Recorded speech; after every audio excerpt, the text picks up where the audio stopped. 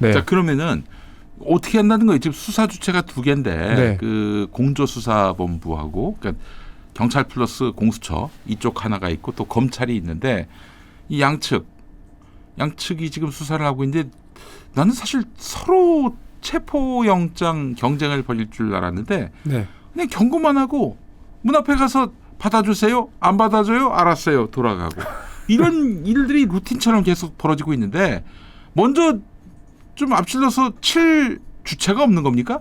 아 지금 나는 뭐 검찰은 좀 신중할 수 있다고 봐요. 워낙 또 윤석열의 친정이니까. 공조본이 이렇게 머뭇거리는 건 이해를 못 하겠어요. 저도 경찰이나 공수처가 공조본이 안 움직이는 이유를 사실 저도 이해를 할 수가 없어요. 그래서 좀 이제 여기저기 이제 물어보면 네. 변호사들은 비슷한 얘기를 해요. 네. 그러니까 윤석열에 대한 체포영장을 발부받아가지고 네. 긴급체포영장 발부받아가지고 그렇지. 그걸 이제 제시하면서 예. 경호처에서 막으면 경호처 애들 한 명 한 명 다 그냥 집어넣으면 된다. 그렇지. 그 네. 공무집행 방해 아닙니까? 예, 그렇게 하면 되는데 긴급체포영장의 그 요건이 굉장히 까다롭다고 해요.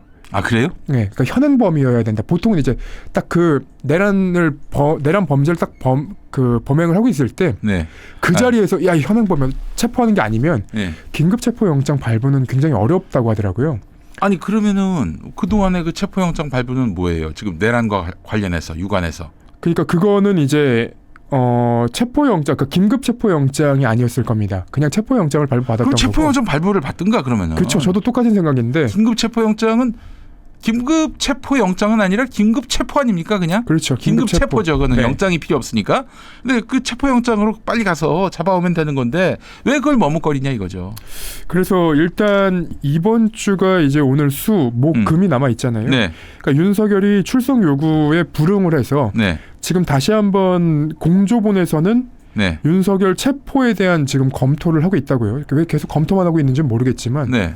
이번 주에도 검토에 나서지 않으면 이제 공조본도 사실은 검찰에 밀리는 형국이 될 수밖에 없어요. 아니 앞으로. 뭐 물론 이제 그 공수처 혼자서 수사하기는 어려운 건 알아요. 그래서 경찰하고 합친 거 아닙니까? 맞습니다. 경찰하고 합치면 메머드급이에요. 거기 150명 아닙니까? 네. 합쳐서 하는 건데 그것도 사실 합쳐서 하는 이유가 뭐냐면은 공수처는 영장을 발부할 수 있죠. 그 청구할 네, 청구할 그 어떤 권한이 있죠. 권한이 있고 네. 검찰도 영장을 청구할 권한. 근데 경찰은 신청을 해서 검찰이 오케이 하는 것만 청구가 되는 건데 그럴 것 같으면 검찰보다는 공수처 통해서 하면 될 텐데 그렇죠. 왜 그렇게 못하고 있는지 모르겠어요. 그러니까 저는 사실 이제 회의적으로 보는 관점이 있다면 네. 저는 다른 한편으로는 예. 이것도 그러니까 지금 경찰이나 검찰이나 윤석열이 출석 요구에 불응한다. 그리고 출석 요구서까지 공개가 됐단 말이에요. 네네. 내란 수계, 내란의 우두머리 이런 내용이 들어가 있는 예. 체포 영장까지 이제 공개가 됐는데 네. 이게 왜 공개가 되는지 아십니까? 몰라요. 탄핵할 때 예. 수사에 불응하고 수사에 방해한 것은 탄핵에 들어갑니다. 탄핵 그렇지. 안에. 박근혜 때도 그랬어. 박근혜 때도. 이 수사에 불응하고 수사를 방해한 것에 대해서 네. 헌재에서 굉장히 중하게 판단했어요. 그때 이제 박근혜가 수사에 협조하겠습니다. 이렇게 얘기를 했는데 그렇죠. 그 약속대로 지키지 않았으니 그거는 국민과의 약속을 저버렸다. 맞습니다. 그 탄핵 사유 하나가 됐고요. 맞습니다. 그리고 결국에는 수사에 협조하지도 않았고 이로써 그거는 헌법을 수호할 그런 의지가 없다. 네. 두 번째 이유가 된 거예요. 맞습니다. 같은 사안을 놓고 이제 두 가지 해석이 가능했고 그 두 가지 때문에 결국 탄핵이 된 것이고 파면이 된 것이고. 예, 마찬가지로 윤석열도 예. 법적인 또는 이제 수사를 회피하지 않겠다라고 공식적으로 본인 입으로 얘기했거든요. 네. 근데 검찰이 이례적으로 자기네들이 소환 요청을 했는데 안 나왔다. 체포하려고 했는데 지금 불응했다. 네. 소환 일정을 조율하려고 했는데 네. 지금 일정도 안 받아들이고 있다. 네. 이렇게 되면 네. 수사에 방해를 하고 있다라는 걸로 지금 갈 수 있는 거예요. 네. 그래서 저는 한편으로는 이 수사를 방해했다라는 증거를 남기기 위해서 일부러 지금 이번 주까지 시간을 끄는 거 아닌가라는 생각도 하고 있거든요. 네. 그럴 수도 있겠다. 네. 그것도 게다가 또 한 군데도 아니고 두 군데. 그렇죠. 두 군데 우편물 수령도 안 하고. 네. 이 아주 진짜 천하의 이런 그 비협조적인 태도를 지금 보이고 있단 말이에요. 경쟁적으로 보이는데 근데 이 와중에 검찰은 저는 진짜 검찰은 이 탄핵 안에 이제 검찰의 소환조사 불응 이런 거 올라가면 네. 야, 또 우리 검찰이 수사하려고 했는데 안 받아줬어 라는 네. 이제 그 안에 들어갈 거 아니에요. 네. 숟가락을 그렇게 올리고 있는 거예요. 검찰이 뭐 그러거나 말거나. 네. 그리고 답답한 부분은 이건데 검찰이 그러면 어떻게 저렇게 수사를 할 수 있냐. 검찰은 내란죄를 수사할 수 없는데 그 수사 개시권이 없어요. 수사 개시권이 없죠. 네. 그래서 제가 그 변호사들한테 좀 전화해서 물어봤는데 네. 직권남용으로 수사를 하고 있잖아요. 네. 직권남용 수사 범위에는 들어간다고 합니다. 그래요. 네. 그래서 직권남용으로 수사를 해서 예. 그렇지 직권남용이지 내란이면은. 그렇죠. 내란이면 직권남용이지. 네. 하지 말아야 할 일을 했으니까 그렇죠. 과도하게. 그래서 직권남용으로 수사를 해서 그 내란죄로 확대를 하면 얘네가 기소를 하는 데까지는 문제가 없다라고 얘기를 하더라고요. 그러니까 이제 뭐 법원에 가가지고 공소 기각이 되거나 하는 그런 참사는 벌어지지 않는다. 네, 그런 일은 벌어지지 않을 거다라는 이제 예측을 하시고. 어쨌든 다행입니다. 네. 지금 뭐 검찰이 윤석열이를 봐줄 마음이 있는 건 아니잖아요. 봐줄 수가 없죠. 예. 봐줄 수가 없죠. 다만 이제 저는 한 가지 의심하는 게 이번에 그 내란 과정에서 검찰도 깊숙이 개입이 돼 있는 걸로 알고 있는데 네. 이 새끼들이 검찰의 그 내란죄를 덮기 위해서 윤석열 봐주는 게 아니라 그렇게 해서 야로를 피우고 있는 게 아닌가 하는 생각은 해봤는데 어쨌든 네. 이게 지금 뭐 어쨌든 윤석열이가 결국엔 나중에 특검에 의해서 조사를 받게 될 텐데 그 네. 이전까지는 빨리 신병 확보하는 것이 중요한데 제가 이 얘기하는 이유가 뭐냐면은 제가 나름대로 전광훈 전문가 아니겠습니까? 이 태극기 전문가예요. 네. 실제로 그 태극기 들었던 분들하고 나중에 또 같이 윤석열 타도 운동도 벌였는데 이게 골든 타임이 있습니다. 있죠.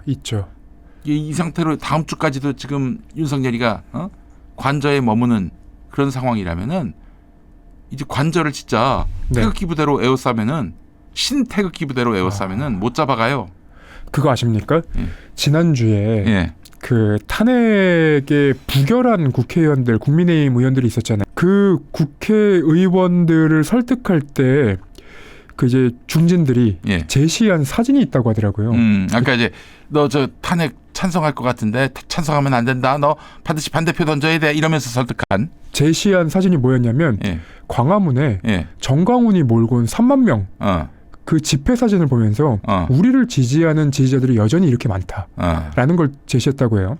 근데 분명히 지난번 탄핵안이 올라왔을 때까지만 해도 그 정광훈이 몰고 온 사람들이 많이 없었거든요. 그럼. 근데 지난주에는 그렇게 많았다? 저는 이거는 그 국민의힘이나 아니면 이제 어느 그 극우적인 사람들이 동원한 거 아닌가라는 생각이 좀 들더라고요.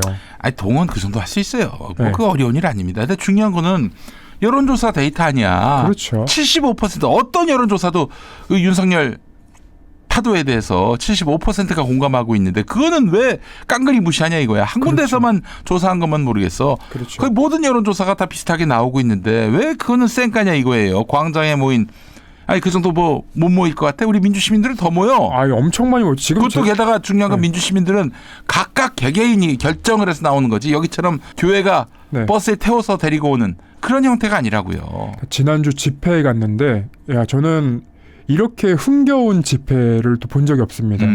제 앞에 계신 한 두 분이 네. 그 여자분 두 분이 예. 그 아파트랑 그리고 윤석열 딱 탄핵이 가결되자마자 그 삐딱하게라고 노래가 먼저 나왔거든요. 거기에 이제 영원한 건 절대 없어가 앞에 가사인데 역시 야 그 춤을 추시는데 그루브가 이 앞에 계시는 그 응원 문화를 이제 경험해 보신 분들의 네. 그 춤의 그루브가 네. 장난이 아니더라고요. 저도 막 그냥 어깨가 막 움직였었는데 네. 야 그런 분들이 직접 나오는 것과 네. 이 그 어떤 극우 세력들이 모으는 거는 굉장히 차이가 있습니다. 네. 그 꼬라지를 20년 넘게 봤기 때문에 아무 의미 없습니다. 아무 의미 없어요. 그러니까 그런 거에 휘둘리는 인간들은 네.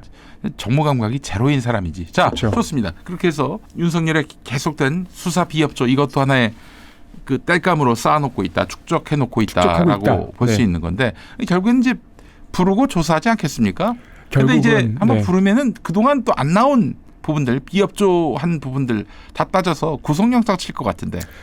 그렇게 되겠죠. 그러니까 모두가 이제 한 마음 한 뜻으로 얘기를 하고 있는데 윤석열은 자신이 의지로 뭐 박근혜 때처럼 뭐 이제 차를 타고 이제 관용차를 타고 당당하게 나오는 모습으로 검찰 수사기관에 출석하면 안 돼요. 그러니까 앞으로는 그러니까 어떤 수사기관이든 윤석열을 체포해서 끌고 나오는 장면을 연출하는 곳만 살아남을 겁니다. 그러니까 공조본이 됐든 검찰이 됐든 둘 중에 어느 수사기관이 윤석열을 끌고 나오는 장면을 연출하느냐에 따라서 그렇지.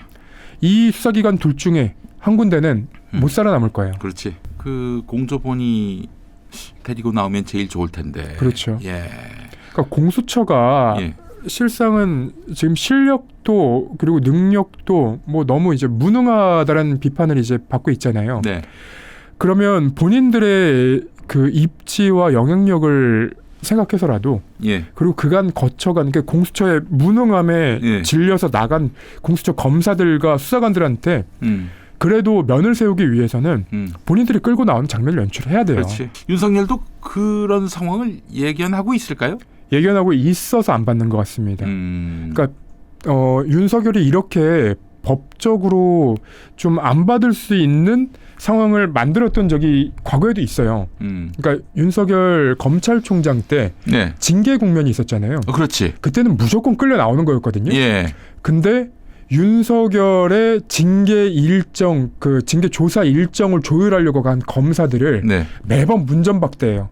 그래서 윤석열을 조사를 못했습니다. 근데 그때랑 똑같거든요, 지금이. 그래서 그때는 검사들을 앞세워서 이 조사를 안 받았다면 이번에는 뭐 경호처 공무원을 앞세워갖고 이제 안 받는 형국을 만들고 있는 거고. 그래서 이런 얘기도 나와요. 한덕수 대행이 결국에는 대통령실도 본인이 이제 휘하에 두고 있는 거 아니겠습니까? 네. 그거 좀 막지 말라고. 그럴 수 있죠. 그렇게 지시하라고 지금 이야기해야 한다. 해야 한다. 민주당이 그렇게 말하고 있습니다. 그리고 윤석열 대통령도 윤석열 대통령 죄송합니다. 성렬이. 저 용어를 윤석열 씨는 한덕수를 믿으면 안 돼요.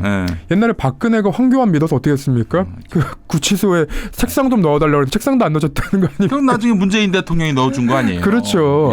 그러니까 그 등 돌릴 때는 정말 차갑게 등 돌리는 게 이 공직 사회예요. 그럼 한덕수가 귀신인데. 귀신이죠. 지금 보세요. 거부권 행사하면은 문제가 될 것 같으니까 거부권 행사 자체를 지금 이제 보류하겠다.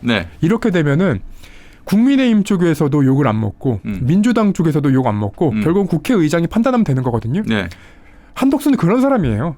자기 책임 안 지고 싶어하는 사람. 그럼. 지금 민주당이 거의 목줄을 쥐고 있다고 해도 과언이 아닙니다. 그렇죠. 조금만 수틀리게 나온다. 그러면 바로 그냥 탄핵으로 가는 거지. 그렇죠. 내란죄로 해가지고. 그러니까 한덕수는 내란죄의 단순 관여자예요. 그러니까 언젠간 수사를 받을 수밖에 없어요. 당장에 지금 목줄을 풀어준 거는 그래도 국민을 위해 공익을 위해 움직여라라는 거예요. 항상 그런 게 있어요. 예전에 오래전에 어떤 경영자가 저한테 자네도 언젠가는 경영을 할 수가 있을 텐데 당신이 만약 경영자가 된다면 어떤 사람을 뽑을 것인가. 그랬을 때 최고급 인류 그런 분들이 오신다면 반갑게 맞아야죠 했더니 아니야. 좀 뭔가 약점이 있고 뭔가 좀 핸디캡이 있고 뭔가 좀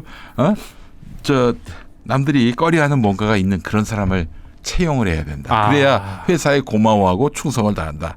뭐 물론 저는 그걸 믿지도 않았고 그냥 한 귀로 듣고 한 귀로 흘렸는데 뭐 당연히 또 저하고 같이 일하는 분들은 인류들이에요. 그렇죠. 너무 훌륭하신 분들인데 어쨌든 그 얘기를 들으면서 그래 지금 민주당에게 한덕수는 그런 존재구나 라는 생각이 들더라고요. 그래서 민주당이 약간 선택지를 준 게 한 대 맞을래 두 대 맞을래 이거거든요. 결국은 맞는 거예요. 그러니까 한덕수는 지금 선택지가 없으니까 언젠간 맞아야 되는 상황이에요. 알겠습니다. 하여튼 뭐 시간이 결코 뭐 윤석열에게는 유리하지 않다. 김건희는 어떻게 될까요? 김건희는 지금 당장 긴급 체포해도 상관이 없을 텐데 또 그 친구도 지금 그 안에 있으니까. 이 내용은 분명하게 하고 가야 되는데 수사기관에 대해서 우리가 이제 평가를 할 때 경찰은 바람이 불기 전에 눕고 검찰은 바람이 불기 시작하면 눕기 시작한다. 이게 권력의 향배가 그 사실 이전에 이제 몇 번 저희가 윤석열이 뭐 식물 대통령이 된다 뭐 이런 얘기도 네. 했었는데 지금 상황에 오면 이제 검찰도 경찰도 다시 움직일 수밖에 없습니다. 그렇지. 그러니까 예. 도이치모터스 무혐의를 줬던 그리고 디올백 무혐의를 줬던 그 검사들 결국 수사받게 돼 있어요. 아니 지금 어제 내가 그 최강욱 전 의원하고 스픽스에서 방송을 했는데 최강욱 전 의원이 그 주가 조작 네. 항고를 했잖아요. 네. 그러니까 그 검찰에서 무혐의 처분냈을 때 그렇죠. 지금 고검에 가 있죠. 서울중앙지검이 이제 무혐의 처분을 내렸고 그래서 그거를 항고를 해서 서울 고검이 수사하고 있는데 존나게 열심히 한다고 합니다. 진짜 열심히 한다. 밤새도록 일한대 밤새도록. 너무 웃긴 거 뭔지 아세요? 뭡니까? 최강욱 의원한테 최근에 예. 그 도이치모터스 건으로 예. 기자들이 전화가 많이 온대요. 네. 최강욱 의원이 물어봤다는 거예요. 예. 이게 원래부터 중요했던 거냐? 예. 아니면 이제 와서 중요하다고 생각이 드는 거냐? 예. 왜 지금 연락하는 이유가 뭐냐? 물어봤다는 거예요. 우리 형님 그건 좀 애써서 또 취재하러 전화한 친구들한테 뭐 그렇게까지 말씀하시나. 근데 아이고. 그 기자들 답변이 예술입니다. 예, 뭐예요? 그러니까 선배들이 예. 노하우를 전달해주지 않는다는 거예요. 그리고 이 사건에 대해서 얼마나 중요했는지 여부를 얘기해주지 않고 최강욱 의원이 그러면 그 검사들한테 뭐 받은 정보라던가 뭐 그런 것들은 그 선배들이 공유해주지 않냐? 아니 그런 거 물어보면 내가 이 검사랑 어떻게 친해졌고 얼마나 친하고를 얘기한대요. 기자들이 선배들이. 네. 그럼 이 새끼들한테 물어볼 필요가 없는 거예요. 그렇지. 그러면 후배 기자들 입장에서는 그러니까 이제 와서는 야, 이 사건이 왜 이렇게까지 그렇지. 묻힐 수 있었던 거야? 그러면 이제 선배 기자들의 그 취재와 그리고 그런 보도에 대한 불신이 생길 수밖에 없어요. 이 도이치모터스 사건이 다시 수면으로 올라오면 OB 그리고 YB 검사들과 그리고 OB, YB 기자들 전부 다 한 번쯤은 싸움이 붙을 수밖에 없어요. 저는 그런 것도 좀 생각을 하고 있습니다. 그렇지. OB들이 이제 정권 초에 뭐 윤석열 덮어주고 띄울 때 그때 자신의 모습을 아마 생각하게 된다면은 이 YB들이 굉장히 좀 불편할 거예요. 그렇죠. 예. 그러니까 저도 취재할 때 사실은 그런 그 구악들을 많이 봤었는데 네. 저는 오히려 후배 기자가 저한테 와서 그때 한참 이제 윤석열이 이성윤을 죽이려고 할 때 그때 이제 저한테 와가지고 예. 자기가 검사한테 들었다면서 어떤 이제 얘기를 하는 거예요. 근데 이건 아무리 봐도 그냥 검사의 일방적인 이제 생각 주장이었거든요. 그랬더니 제가 그 친구한테 야 검사가 얘기해 준다고 이게 다 사실이 아니다. 그럼 이거 진실이 되려면 네가 추가 취재를 해야 되는데 동무든 사과지 한마디로 맞습니다. 얘기해서. 동무든 사과죠. 예. 그걸 한번 먹고 나면 이제 못 빠져나가는 거예요. 그렇지. 그래서 그 친구한테 추가 취재는 뭐가 됐냐 그랬더니 선배가 검사보다 나은 사람은 아니잖아요라고 이제 돌아왔었거든요. 에? 저한테 그러니까 검사를 상대로 취재해 왔는데 네. 그에 대해서 야 이거 담이 되면 안 된다. 동무든 사과할 수 있다. 네. 너 이거 그러면은 네가 알고 있는 것이 이 검사가 말하는 것이 전부가 되면은 그럼 너는 나중에 완전 바보가 될 수 있다. 길을 잃을 수 있다. 이렇게 얘기를 했더니 아니 선배가 뭘 알아? 그렇게 한 거죠. 이렇게. 그러니까 제가 아직도 그 친구는 제가 잊지 못하는 그 한마디를 했던 친구인데 어디 있어요 지금? 아직도 아주 경제 그대로 있습니다. 근데 그리고 나서 이제 제가 한 번 더 물어봤더니 예. 자기는 검사들이랑 친해지고 싶다고. 너 기자 왜 하는 거야? 이렇게 물어봤더니 그 얘기를 하더라고요. 나중에 조선일보에 가야 될 친구네. 조선일보에 가면 안 되는 친구입니다. 왜요? 실력이 굉장히 부족합니다. 그래요? 네. 아무튼 근데 이제 이 말씀을 드린 이유가 그 기자들 중에 과거에는 뭐 어느 백을 타고 낙하산으로 들어왔다. 혹은 이제 어느 검사나 어느 이제 권력기관에 붙어갖고 보도를 한다 이러면 단독 보도를 하더라도 그 회사에서 그렇게 막 인정받지 못했었거든요. 그 다 내부에서 비판을 받고. 네. 근데 요새는 그런 분위기가 아니라서 저는 언젠가 한 번쯤은 이 언론계도 한번 물갈이가 돼야 된다 생각이 듭니다. 네.